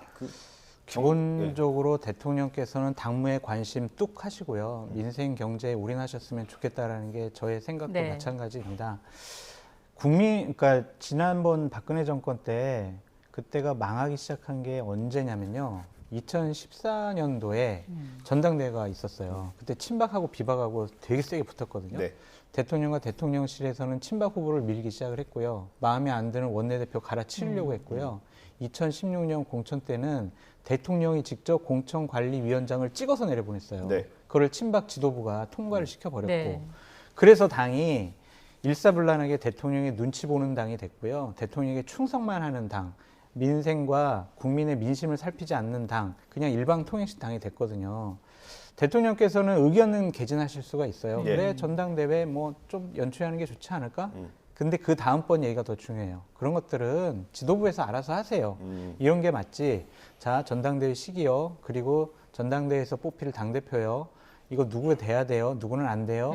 이런 식의 얘기가 흘러나오면 이것은 또 국민의힘의 불행으로 가는 길이다라고 말씀드립니다. 예. 이런 얘기가 나올 때 거론되는 인물이 꼭 있습니다. 한동훈 법무부 장관인데 오늘 박성중 의원이 인터뷰를 했네요. 관련 내용 들어보고 대담 이어가겠습니다. 뭐 일본에는 뭐 간판 스타가 없다 이런 말도 나오고 있습니다만은 예. 실제 내부에 여러 뭐 주자들이 있기 때문에 그게 쉽지 않지 않겠느냐 이렇게 생각하고 있습니다. 대통령 결국 윤심을 한동훈 장관에게 실어주지 않겠느냐. 그래서 완전 새 판을 짜지 않겠느냐. 뭐 이런 설인 것 같더라고요. 그런 뭐 가정은 얼마든지 할 수는 있죠. 불가능한 건 아니다. 예. 분위기가. 네네. 예, 소장님 가능성 어떻게 보세요? 저는 51%라고 봐요. 그러니까 전당대회 때 한동훈 장관이 전격적으로 당대표 후보로 출마를 해서 당을 개혁하고 바꾸는데 상징적인 인물로 깜짝 등장할 가능성도 있다라고 생각이 듭니다. 예. 왜냐하면 대통령실과 대통령 그리고 지금 집권의 핵심 세력들은 정치권, 국민의힘에 있는 의원들 모두 다 그렇게 능력 있는 사람 아닌 것 같아. 그냥 뭔가 자신의 기득권과 이익을 지키려는 집단인 것 같아. 저 사람들은 좀 부정부패에 얽혀 있는 사람들인 것 같아 라는 인상과 인식을 갖고 있는 것 같아요. 네. 그렇다면 내가 아끼는 그리고 내가 인정하는 내가 신뢰하는 사람들이 국민의힘의 당대표가 돼서 국민의힘부터 개혁하고 정치권을 전반적으로 개혁을 하겠다. 검찰발 정치혁명을 하겠다라는 생각을 갖고 있는 것 같다라고 저는 판단을 하고 있습니다. 그 시점이 전당대회에 이를 수가 있지만 일단은 법무부 장관으로서 뭐 연초 지나면은 이제 특별히 할 일이 없을 거예요. 예. 한동훈 장관이 법무부 장관 계속하려고 저런 행동하지 않는 것으로 보여지고 정치를 할 건데 네. 결국엔 전당대회로 첫 출발점을 삼을 것이냐 아니면 2024년도 총선 출발을 삼을 것이냐라고 봤을 때는 일단 보수 우파 진영에서 차기 지도자로 여론조사를 해보면 1등이 나오잖아요. 네. 그거에 대한 유혹을 떨쳐버리기 어려울 것 같아요. 한동훈 얼굴로 한번 총선을 치러보자라는 유혹에 상당히 강한 유혹을 느낄 것 같다는 생각이 들어요. 장 소장님 의견입니다만 전당대회가 51%라면 뭐 총선은 훨씬 더 높겠네요. 총선은 거의 100%죠. 네. 검찰 출신들 대통령께서 되게 신뢰하고 계시는 대통령실이나 아니면은 예를 들면 이상민 장관도 좀 마찬가지라고 봐요. 그러니까 여기 행정부에 있는 분들 또 다른 기관에 있는 분들 이런 분들이 대규모 출마해서 윤석열 대통령 친위 세력으로서 2027년을 자신들의 힘으로 정권 재창출하겠다라는 거대한 그랜드 플랜을 갖고 있지 않나라는 생각이 듭니다. 총선에서 한동훈 장관의 얼굴을 내건 국민의힘과 맞서는 민주당은 어떻습니까? 전혀 나쁘지 않습니다. 우선 그 전당대회부터 말씀드리면 한동훈 장관을 불러들여서 당의 대표로 만든다라고 하는 것은 곧 뭐냐면 아무도 못 믿어. 내 직계로 운영할 거야. 이건 내 당이야. 그야말로 사당이 되는 거죠. 여기서 사당화 얘기가 나오고 대통령 사당이 바로 이겁니다. 그리고 지금 한동훈 대표서를 흘리고 있는 그 분들, 거기에 줄 서고 있는 사람들이에요. 그리고 다음번 그 공천이 어떻게 갈지 눈에 보입니다. 한동훈, 이상민, 이복현 이런 등등 또 검찰 출신으로 각 지금 기관에 포진되어 있는 이분들 쫙 출정할 겁니다. 그러면서 그 대통령의 직계 여당을 만들고 싶어 하는데 여기에서 여당이 핵폭탄을 안고 있는 것이죠. 이것을 그냥 두고 보겠습니까? 현재 지역위원장이 있고 또 의원들이 있고 한데 두고 보겠어요? 초선일수록 또 대구 경북일수록 말을 잘 듣는 이유가 그쪽에서는 사실 지역의 어떤 인지도 지지도보다는 그냥 누구를 꽂느냐 공천을 누가 받느냐 이 싸움 아니겠습니까? 그래서 서로 충성 경쟁하고 있는데 저는 아주 건강하지 못한 발상이다라는 말씀하고 또 하나는 유승민 의원 같은 경우가 민주당에서는 굉장히 좀 두려운 존재이기도 합니다. 그런데 이런 분들이 혹시 대표가 될까 봐 지금 전당대회 룰을 손봐야 된다 이런 말도 나오잖아요. 30%의 국민 여론 이것이 너무 많다. 이건 정말 말도 안 되는 어거지 아니겠습니까? 지난번에 민주당을 보고 왜 국민 여론 안 듣고 권리당원만 가지고 투표하느냐 그게 민주정당이냐라고 공격했던 분들이 바로 이렇게 입장을 바꾸는 모습을 보이는 것 정말 너무한다. 그리고 이 정부의 지분을 갖고 있는 안철수 어떻게 할 겁니까? 저는 첩첩산중 이런 문제들을 풀어야 될 게 대통령의 숙제인데 대통령의 그런 얕은 정치적으로 과연 이런 문제들을 돌파할 수 있을까? 오로지 힘으로 깨겠다라는 것 아니고서는 이러한 넉마처럼 얽힌 이 숙제를 풀기는 좀 어려워 보이지 않나 싶습니다. 알겠습니다. 저희가 남은 시간이 많지는 않아서 간략하게 민주당 이야기도 하고 마무리를 좀 하겠습니다. 지금 민주당 이재명 대표를 향해서 용퇴론까지 나오는 상황이고요. 최근 비명계 의원들 모임에서 이 대표에 대한 비판의 목소리가 나왔다고도 하는데 지금 민주당 내 기류 변화가 있다라고도 볼 수 있습니까? 아닙니다. 전혀 없습니다. 지금 이 상황에서 고개를 내밀면 오히려 죽는다. 역풍이 분다 지지자들로부터 라는 것이 상식적인 말이고 예를 들어서 어제 반성과 혁신 이 모임이 이제 시즌 2의 마지막 모임이었어요. 여기서 뭘 했냐면 정치 개혁 얘기를 한 겁니다. 비례대표 강화시키고 권역별 비례대표제하고 중대선거구제 이런 고민을 하면서 연말이면 이런 것들에 대한 결단을 좀 해야 된다라는 이야기가 마치 이재명 대표를 보고 결단해야 된다라는 말로 완전히 와전된 거예요. 한 보수 언론이 이것을 이렇게 꼬아서 김영배 의원 방금 말씀하신 그렇습니다. 거죠? 김영배 의원이 마지막 정리말로 이제 이렇게 한 것인데 그래서 현재는 이재명 대표를 중심으로 민주당이 잘 나가야 된다라는 기류에는 변함이 없고 다만 현재 진행되고 있는 사법 리스크 개인적인 부분과 또 공적인 부분이 있는 거 아니겠습니까? 개인적인 부분은 개인이 방어하고 또 당으로 들어오는 정치 공격에는 당으로 단합해서 함께 대응해야 된다라는 기류는 예나 지금이나 변함이 없다라는 말씀드리고 설령 민주당의 차기 당권이나 당을 보는 분들이 지금 이재명 대표 위험에 내가 나설게 하는 순간 그분은 집안 어려운데 자기가 자기만 살 길 찾겠다고 네. 하네라고 하면서 오히려 독이 될 겁니다. 근데 그 김영배 의원 발언을 뭐 그렇게 수정을 해주셨고요. 근데 이원호 의원 같은 경우는 좀 전에 말씀하셨던 사당화 얘기를 했거든요. 그러니까 이원호 의원 같은 경우는 그 전부터 일관되게 주장을 해왔던 거예요. 그러니까 문재인 대통령 당시 강성 문팬들이 문재인을 지지하면서 민주당 의원들의 입을 막고 있다라는 주장을 그때도 했고 지금 온라인 지지자들을 얘기한 거거든요. 그분들의 그런 열성 혹은 지나친 열정 때문에 우리 국회의원들이 말을 제대로 못한다라는 취지의 이야기였고 그것을 어떤 막기 위한 제도적 장치가 필요한 거 아니냐 이런 이야기가 그 내용의 핵심이었습니다. 앞서 비서관님께서 국민의힘 향해서 쓴소리 많이 해주셨는데 소장님 한 말씀 해주신다면요. 다음부터는 더 건강하지 않은 민주당과 이재명 당대표에 대해서 충분히 토론할 시간을 좀 보장을 해주셨으면 좋겠다라는 생각이 들고요. 저는 민주당 이재명 당대표가 있는 것에 대해서 좀 부끄러워하셨으면 좋겠다라는 생각이 듭니다. 예. 역대 야당 아니면 정치권의 당대표 중에서 정과 사범에 형수에게 그러한 욕설을 한 분, 그리고 대장동 여러 가지 비리 의혹 때문에 측근과 분신이 구속을 당했습니다. 대선에서 패한 장본인입니다. 지방선거에서 패한 총괄 선대위원장입니다. 정치적인 책임을 지지 않습니다. 도덕적인 책임도 지지 않습니다. 민주당 하면요, 김대중, 노무현 이러한 걸출한 지도자 이래로 서민을 위하고 민주화를 위했던 대한민국의 민주화를 위해서 헌신했던 분들이 모여있던 진보 진영입니다. 그런 분들이 어떻게 하다가 이런 분을 당대표로 맞이해서 지금 진영 자체가 몰락하는 그러한 진흙탕 속으로 몰려 들어가는 그러한 움직임에 동조를 하고 있습니까? 이재명 당대표부터 부끄럽다라고 생각을 하셔야 되고 그분들을 옹호하는 분들도 이러한 과거의 전통에 근본적으로 다른 행동을 하고 있는 모습에 대해서 반성하셨으면 좋겠다라고 말씀드려요. 우리 국민들도 대통령 잘못 뽑았다, 부끄럽다라는 이야기 많이 그건 앞에 합니다. 충분히 비판하셨잖아요. 그래서 저는 그런 걱정을 달래줄 수 있는 대통령 그리고 마찬가지로 이재명 대표에 대한 그런 우려 이런 것들을 잘 씻어내고 건강한 야당으로서 자리매김하는 민주당 이런 모습이 되기를 저도 희망합니다. 알겠습니다. 주제 순서 정하는 거 저희가 좀 더 고민을 해보겠습니다. 네.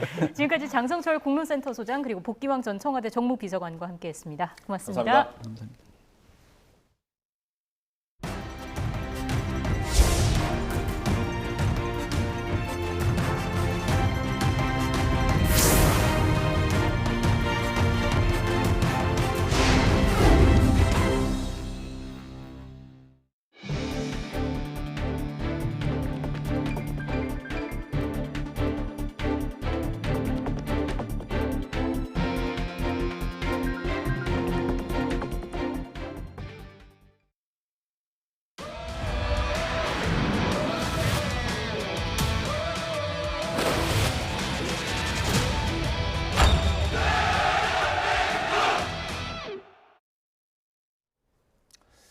우리나라와 포르투갈의 조별리그 3차전을 앞두고 경기 결과만큼이나 관심을 끄는 게 두 팀의 주장인 손흥민과 호날두의 맞대결입니다. 부상 투혼을 보여주고 있는 캡틴 손흥민이 자신의 오랜 우상을 상대로 20년 전 한일 월드컵에서의 승리를 재현해낼 수 있을지 주목됩니다. 김상익 기자입니다.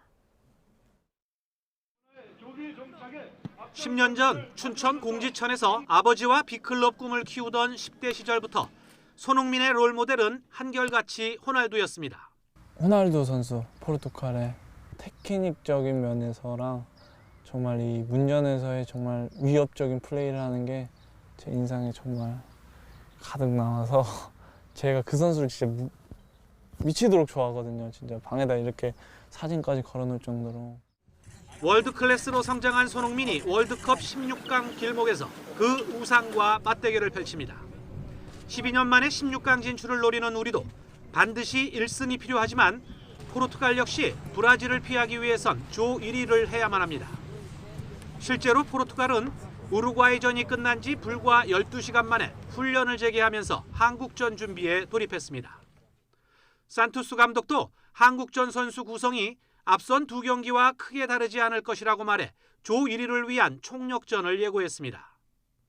두 에이스는 그동안 프리시즌 대회와 챔피언스 리그에서 각각 1번, 프리미어 리그에서 2번 모두 4차례 맞닥뜨렸지만 손흥민의 활약은 눈에 띄지 않았습니다. 둘의 A매치 격돌은 이번이 처음입니다. A매치 성적표도 살아있는 전설 호날두가 화려하지만 아시아 선수 최초로 프리미어리그 득점왕까지 오른 대한민국의 자존심 손흥민이 쌓는 성과도 만만치 않습니다. 2019년 유벤투스 친선 경기 때 보여준 호날두의 노쇼 파문은 자존심에 상처 입은 축구 팬들이 손흥민의 승리를 손꼽아 기다리는 또 다른 이유입니다. 똑같이 팀의 에이스이자 주장으로 등번호 7번을 달고 격돌하게 될 손흥민과 호날두. 20년 만에 다시 만난 한국과 포르투갈의 월드컵 역사가 이들에 의해 어떻게 새로 쓰일지 궁금증이 커지고 있습니다. YTN 김사익입니다. 공교롭게도 앙숙끼리 만난 두 경기에서 미국은 이란을, 잉글랜드는 웨일스를 꺾었습니다. 카타르 월드컵 16강 첫 대진표도 확정됐습니다. 보도에 이지은 기자입니다. 미국은 웃고 이란은 울었습니다. 미국은 플리시치의 결승골로 정치적 앙숙 이란을 꺾고 8년 만에 16강에 합류했습니다. 사상 첫 16강 진출을 노린 이란은 고배를 맞았습니다. SK 공장 방문 중에 승리 소식을 들은 바이든 대통령. 기쁨을 감추지 못했습니다.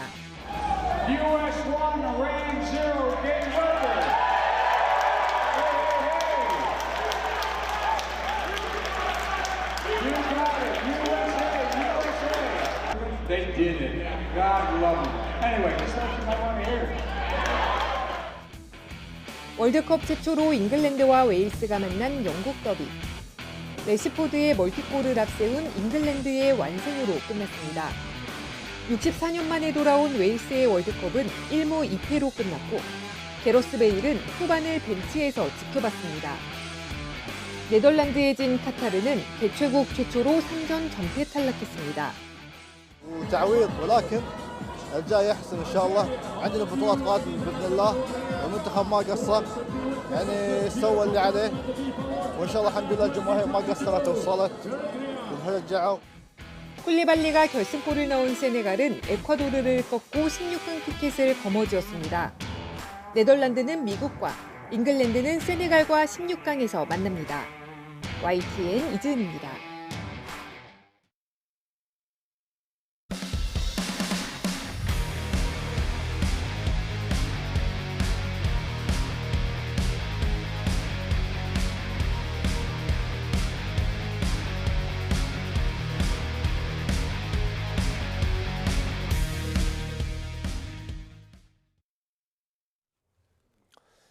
이태원 참사가 발생한 뒤 소방당국에 직접 신고했던 2명이 결국 숨진 걸로 확인됐습니다. 경찰청 특별수사본부는 오늘 브리핑에서 지난달 29일 참사가 발생한 뒤인 밤 10시 42분과 11시 1분에 119 신고를 한 2명이 최종 사망자 명단에 포함됐다고 밝혔습니다. 다만 2차례 신고 모두 신고자의 구체적인 말은 담기지 않았고 주변에 소음 등만 전해진 걸로 확인됐습니다. 참사 당일 경찰이 밤 9시쯤부터 대형 사고 위험성을 인지하고 있었던 사실이 112 무전 내용을 통해서 드러났습니다. 경찰이 늑장 대응을 한 정황도 추가로 포착됐습니다. 박정현 기자의 보도입니다. 이태원 참사 관련 첫 신고가 소방에 들어가기 1시간여 전 서울경찰청이 이미 대형 참사가 벌어질 수 있다는 위험성을 감지한 것으로 드러났습니다. YTN이 확보한 경찰 112 무전망에는 밤 9시 1분 서울청 상황실이 이태원 일대에서 사고가 우려되는 신고가 들어오고 있다며 용산경찰서에 질서 관리를 하라고 지시하는 내용이 담겼습니다. 여기서 언급된 신고는 앞서 경찰이 공개한 112 신고 11건 가운데 5번째 신고로 경찰은 이를 가장 긴급한 신고인 코드 제로로 분류하기도 했습니다. 당일 상황실 책임자였던 류미진 총경이 첫 보고를 받은 시각은 밤 11시 39분. 서울청이 상황의 긴급성을 인지하고도 왜 2시간 반이 넘도록 류 총경에게 보고하지 않았는지 의문점도 더 커지고 있습니다. 이임재 전 서울 용산경찰서장의 기존 주장을 뒤집는 내용도 무전망에서 포착됩니다. 이 전 서장은 밤 10시 36분 용산서 112망에 처음으로 등장해 이태원에 경찰 인력을 보내라는 지시를 내립니다. 밤 11시가 넘어서야 참사 상황을 알게 됐다는 이 전 서장의 진술과는 상반되는 대목입니다. 경찰이 잘못된 판단을 내린 정황도 여러 군데에서 확인됩니다. 현장 책임자였던 전 용산서 112 실장은 저녁 7시 5분 참사 현장 인근에서 차도까지 밀려나오는 인파를 인도 위로 끌어올리라는 지시를 내렸습니다. 똑같은 지시는 2시간쯤 뒤에도 반복되는데 오히려 인파를 밀집시켜 참사를 키웠다는 지적이 나옵니다. 오판이 의심되는 대목은 또 있습니다. 해밀턴 호텔 인근에 있던 순찰차를 밤 10시 18분에도 마약 관련 신고 대응에 배치한 겁니다. 출동 지시 7분 뒤에 형사팀이 도착해 순찰차는 정상 근무로 복귀했지만 심정지 환자가 속출하던 순간에도 경찰력은 온전히 집중되지 못했던 것으로 보입니다. 경찰청 특별수사본부는 이 같은 112 무전망 내용을 토대로 경찰의 부실 대응 여부를 폭넓게 조사하고 있습니다. YTN 박정현입니다. 서울중앙지방검찰청이 오늘 오전 서울중앙지법에서 열린 곽상도 전 의원 뇌물사건 결심 공판에서 곽 전 의원에게 징역 15년과 벌금 50억 원, 추징금 25억여 원을 선고해달라고 재판부에 요청했습니다. 또 곽 전 의원에게 뇌물을 건넨 혐의를 받는 화천대유 대주주 김만배 씨에겐 징역 5년을, 남욱 변호사에게는 불법 정치자금 5천만 원을 건넨 혐의로 징역 1년을 구형했습니다. 검찰은 김만배 씨 등이 지방자치 권력과 유착해 불법적인 수익을 추구하는 과정에서 전 민정수석비서관이자 국회의원인 곽 전 의원과 또 다른 유착을 형성했다며 이는 대장동 비리 사건의 중요한 부패 축이라고 강조했습니다. 지난달 국내 산업 생산이 코로나19 사태 이후 가장 큰 폭으로 감소했습니다. 그동안 국내 경제의 버팀목 역할을 해줬던 소비마저 부진했는데 앞으로 더 나빠질 가능성이 크다는 우려가 나옵니다. 조태현 기자의 보도입니다. 세계 경제를 강타한 고물가와 여기에 대응하기 위한 급격한 기준금리 인상, 경기에 부정적인 영향을 줄 것이라는 우려가 점차 현실이 되는 모습입니다. 지난 10월 국내 산업 생산은 한 달 전보다 1.5% 줄었습니다. 넉 달 연속 감소세인데 축소폭은 코로나19 타격이 본격적으로 시작됐던 지난 2020년 4월 이후 30개월 만에 가장 컸습니다. 수출 감소 속에 자동차와 기계장비 생산이 부진했고 금융과 보험, 부동산 등의 서비스 업종도 주춤했습니다. 경기 악화는 소비에도 직격탄을 날렸습니다. 10월 소비는 한 달 전보다 0.2% 줄어 2달 연속 축소 추세를 이어갔습니다. 따뜻한 날씨 속에 의류 소비가 줄었고 승용차 등 내구재 판매도 감소한 영향으로 풀이됩니다. 지난달에 발생한 이태원 참사를 고려하면 4분기엔 소비가 더욱 위축될 가능성이 크다는 전망이 나옵니다. 수출도 소비도 앞날이 흐린 셈입니다. 소비와 내수가 얼마나 이제 이렇게 활력을 유지하느냐가 좀 관건이 될 것 같고요. 또 뭐 중국의 경기 또는 경제 성장이 지금 언제 회복되느냐 이런 것도 우리나라 수출과 제조업에 영향을 줄 요인으로 지금 생각하고 있습니다. 불행 중 다행은 설비 투자가 보합을 보인 가운데 건설 투자를 뜻하는 건설 기성이 3.8% 늘었다는 점입니다. 다만 최근 부동산 경기가 빠르게 식어가고 있다는 점을 고려하면 이마저도 상황을 낙관하긴 어렵다는 평가가 나옵니다. YTN 조태현입니다. 조 바이든 미국 대통령이 미국 내 한국 기업의 공장으로는 처음으로 SK 실트론 공장을 방문했습니다. 바이든 대통령은 반도체 공급망은 미국이 될 것이라며 더 이상 중국 공급망의 인질이 되지 않겠다며 중국에 날을 세웠습니다. 보도에 김세호 기자입니다. 조 바이든 미국 대통령이 SK 실트론 SCC 미시간 공장을 찾았습니다. 2020년 설립돼 차세대 전력 반도체의 핵심 소재인 실리콘 카바이드 웨이퍼를 생산하는 공장입니다. 바이든 대통령이 미국에 투자한 한국 기업 사업장을 찾은 것은 처음입니다. And I also want to thank the leaders of SK Siltron, CSS, and I met with some of their folks as well in Korea. They're a first-rate operation and they're going to create a lot of good-paying jobs here, Rev. 바이든 대통령은 미국 반도체 공급망은 해외가 아닌 미국이 될 것이라며 중국을 정면으로 겨냥했습니다. We're going to be the supply chain. The difference is going to be we're going to make that supply chain available to the rest of the world, but we're not going to be held hostage anymore. 미국 내 투자 확대와 일자리 창출 등 경제 성과를 강조해온 바이든 대통령은 미국 내 반도체나 자동차 공장을 잇따라 방문해왔습니다. 바이든 대통령의 이번 행보는 특히 인플레이션 감축법 성과를 강조하려는 의도로도 풀이됩니다. 중간 선거에서 민주당의 선전으로 여유를 찾은 바이든 대통령이 글로벌 공급망에서의 우위 의지를 재확인하면서 미국과 중국의 무역 갈등도 한층 첨예해질 것으로 보여 글로벌 경제에도 어떤 변수로 작용할지 관심이 쏠리고 있습니다. YTN 김세호입니다. YTN 최대 주주인 한전 KDN이 지분 매각을 의결한 데 대해 언론노조 YTN 지부와 한전 KDN 노동조합은 공동 기자회견을 열고 지분 매각을 통한 사용파는 언론 장악의 외주화라고 강하게 비판했습니다. 직접 들어보시겠습니다. 돈 되는 건 다 팔아버리겠다는 민영화의 강풍은 YTN을 가장 큰 먹잇감으로 삼고 있습니다.